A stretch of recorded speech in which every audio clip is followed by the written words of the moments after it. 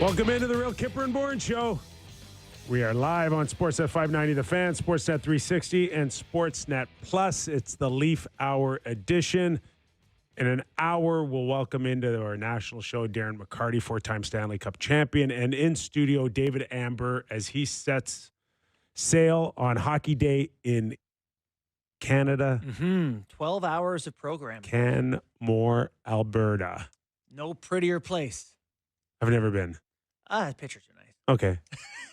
Text me one, would you? You know, Canmore is legitimately maybe the most beautiful town or city in the country. So gorgeous. Yeah. There's some good golf there, I hear, too. I have driven through. That's all I can claim. Justin Bourne, Sammy McKee, Derek Brandeo, and Jennifer Rolnick with you for the next 2 hours, including yours truly. Toronto Maple Leafs kind of gave it to Sammy yesterday. Oh, yeah, I forgot about that. 5-game winning streak. They lose a couple of games. What's the big deal? Sammy called it a slump. What's the big deal is a hell of a choice of words. We'll get into that. But it is now officially a slump, Sammy. So good on you.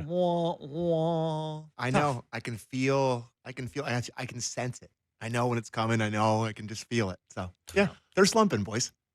I think we should probably hit the latest news out of the Toronto Maple Leafs outside of dropping a loss to the Dallas Stars last night. John Tavares was seen leaving practice today, limping and favoring his right leg as he went down on a power play drill. Oh, that power play is just killing him. Like, it is a pretty sick joke that the power play is not only costing them games, but now it's costing them their second line center in a drill. We've all seen the video. Yeah. Give me your thoughts, JB, on what you saw and the degree of seriousness in your eyes. Yeah, it doesn't look great, but he does get off the ice of his own power. So that's okay. I think that's a good sign. And, if he had to miss a couple of games, is him getting rest for a couple of the games the worst thing in the world? I don't think it's a major crisis. Anyone else? Don't want to panic, Sammy? I don't want to panic, but I thought it did look kind of nasty. Mm-hmm. Just the way that you kind of lock skates with Chris Tanev. Tanev doesn't know their skates are locked, and he continues to skate, pulls his legs apart, kind of goes down weird on his knee. Gloves off immediately in pain, writhing a bit, skates off gingerly. Yeah. Like, it's not what you want. For the record, I skated off on my own when I tore my MCL. Oh, my God, I don't buddy. know if that helps. Kip, how about you?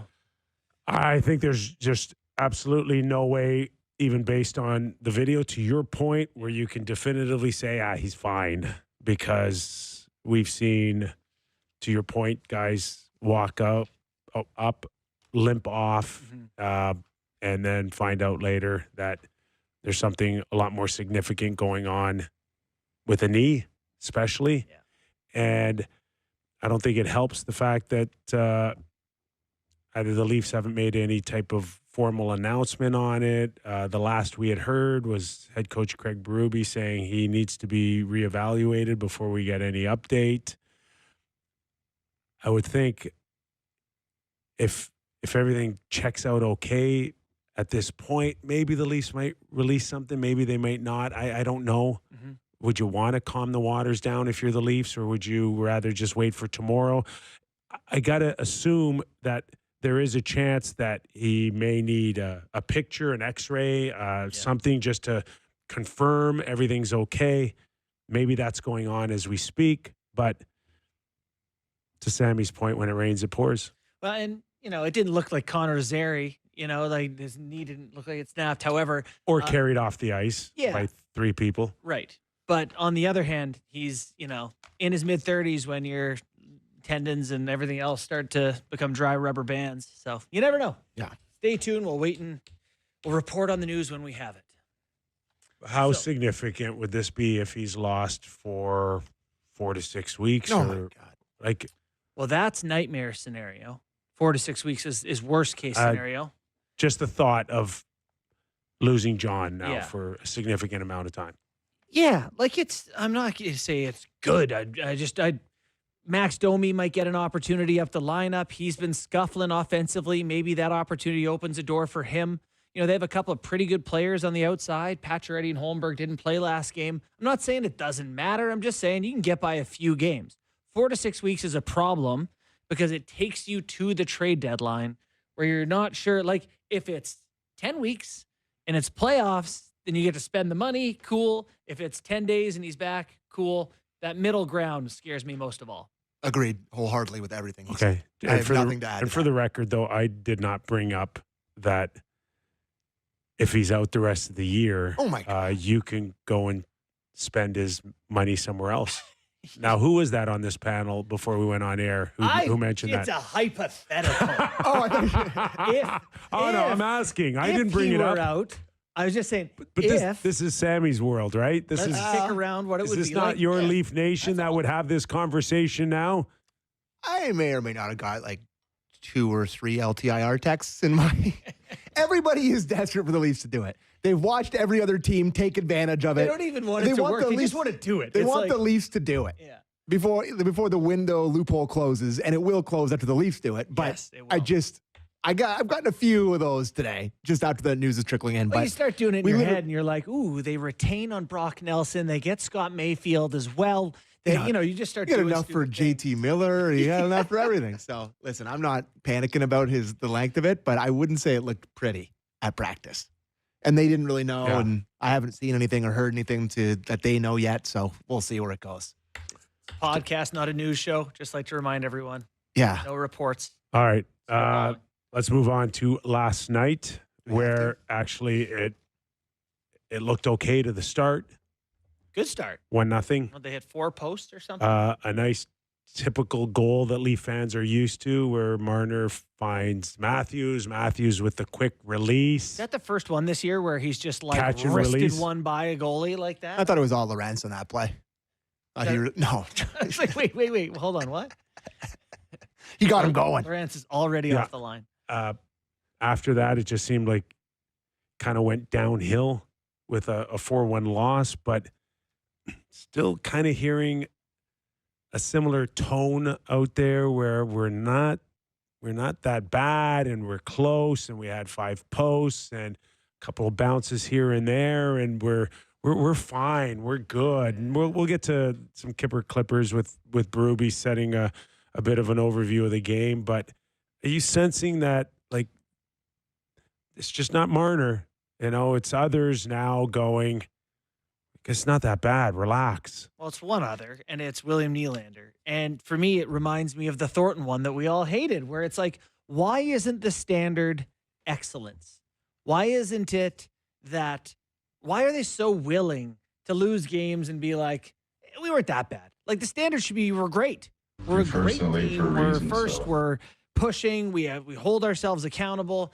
I hate to skip around, but do you want to do the Willie clip? Like, is it too soon to play that? No. Well, let's go to Berube for his overall Okay. feel, and then we'll slide it into Willie. I think tonight, the game was right there. I thought we started off well. Real good power play right away. Hit a few posts on it. Would have been nice if one of them went in. But right now, just for me, like, it was a special teams battle tonight. I thought 5-on-5, pretty even game, pretty tight game, not much going on either way. We got to win that battle, but, just we're not getting the bounces, I don't think, but we're not executing good enough with the puck. I think that we can execute better, and we seem a little, off on the execution part of things. And I think it was James Myrtle who tweeted yesterday that in the first 20 games, they were 5th in high danger chance differential. And in the 25 games since, they're 22nd. Like, we're not getting the bounces. I hate that. It's not. I know, but I know it seems like it's just an excuse or it's just a way to fill a post comment with words. But wasn't there ever a part of you that watched the Leafs in the first 42 games and just feel like everything was going right? But It was because I didn't think they were playing great, and it was just working out. and now Well, they had the best goalie. And now it's Right. not working out. Now pucks that couldn't find its way towards the net because of legs or blocked shots are now finding their way bouncing around all over the place and in their net. But that's why guys like you and me kept coming here and we're critical after some wins because it's process over Yes. results. And we're saying, God, they won, but So maybe it's just balancing out a tad here. And listen, I'm not an excuse guy, but they're not getting one bounce. Chris Versteeg and Francois Beauchemin to Los Angeles Kings, possible deal with Toronto Maple Leafs. In an interesting twist in the NHL trade market, new rumors are emerging about Chris Versteeg and Francois Beauchemin potentially being traded to the Los Angeles Kings. Sources indicate that the Kings, who have been one of the most active teams in recent weeks, are evaluating the possibility of bolstering their defense with Beauchemin, while Versteeg, who brings strong offensive capabilities, could be a key piece in a larger trade. This move becomes even more intriguing considering the Kings' surplus of offensive pieces available for trade, exactly what the Toronto Maple Leafs are looking for to strengthen their roster. It's speculated that with Versteeg included in the deal, the Leafs could be targeting a possible addition like Wayne Simmonds, along with a mid-range draft pick. This move makes sense given Simmonds' struggles this season, as he has yet to find his top form on the ice. To add more drama to the trade talk, there are even whispers that veteran defenseman Tomas Kaberle could be included, opening the door for a potential pursuit of Brayden Schenn. If completed, this move could have a significant impact on reshaping the Leafs lines and adding more depth to the team.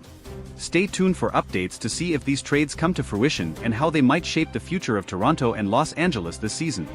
In an interesting twist in the NHL trade market, new rumors are emerging about Chris Versteeg and Francois Beauchemin potentially being traded to the Los Angeles Kings. Sources indicate that the Kings, who have been one of the most active teams in recent weeks, are evaluating the possibility of bolstering their defense with Beauchemin, while Versteeg, who brings strong offensive capabilities, could be a key piece in a larger trade. This move becomes even more intriguing considering the Kings' surplus of offensive pieces available for trade, exactly what the Toronto Maple Leafs are looking for to strengthen their roster. It's speculated that with Versteeg included in the deal, the Leafs could be targeting a possible addition like Wayne Simmonds, along with a mid-range draft pick. This move makes sense given Simmonds' struggles this season, as he has yet to find his top form on the ice. To add more drama to the trade talk, there are even whispers that veteran defenseman Tomas Kaberle could be included, opening the door for a potential pursuit of Brayden Schenn. If completed, this move could have a significant impact on reshaping the Leafs lines and adding more depth to the team. The Kings' situation is complex, as they are in the midst of a transitional period. Their aging roster, which includes a core group that led them to several successful playoff campaigns in the past, has seen some struggles in recent seasons.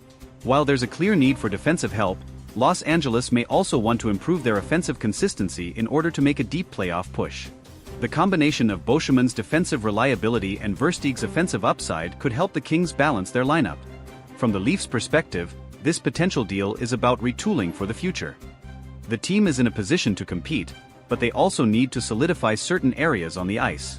Adding a player like Wayne Simmonds could provide the grit and scoring touch that the team has been missing. Furthermore, acquiring a mid-range draft pick could help with future team-building efforts, as Toronto looks to remain competitive while still developing young talent. The inclusion of Kaberle in the trade package could be a strategic move for both teams.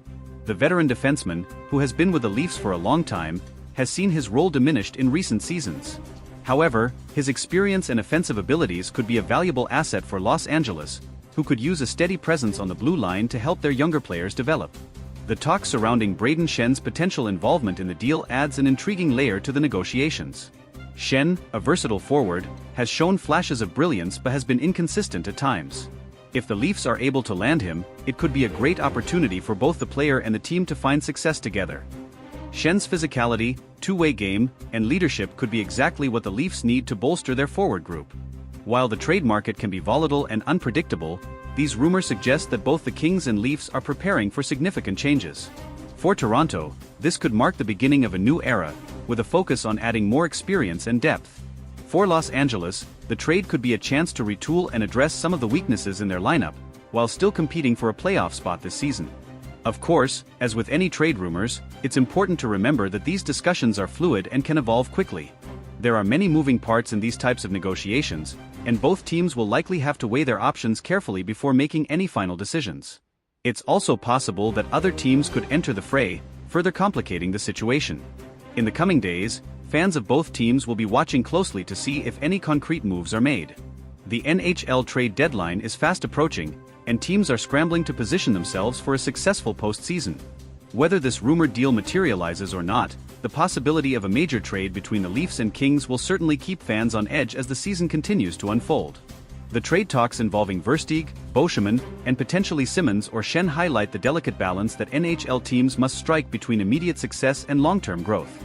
Both the Leafs and Kings are trying to find that balance, and this rumored deal could ultimately serve as a